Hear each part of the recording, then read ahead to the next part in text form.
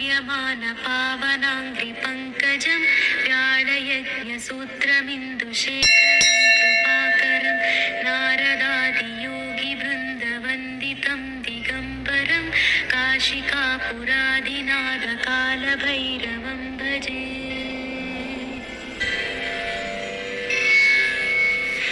भानुकोटिभास्वरं भवाब्धितारकं परं नीलकण्ठमीप्सितार्थदायकं त्रिलोचनं कालकालमम्बुजाक्षमक्षशूलमक्षरं काशिकापुरादिनाथकालभैरवं भजे।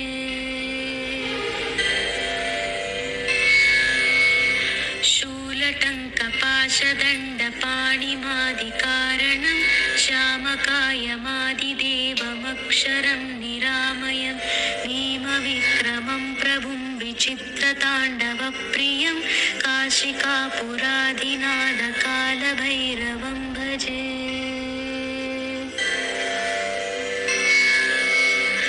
भुक्तिमुक्तिदायकं प्रशस्तचारुविग्रहं भक्तवत्सलं स्थितं समस्तलोकविग्रहं निक्वणन्मनोज्ञहेमकिङ्किणीलसत्कटिं काशिकापुरादिनाथकालभैरवं भजे।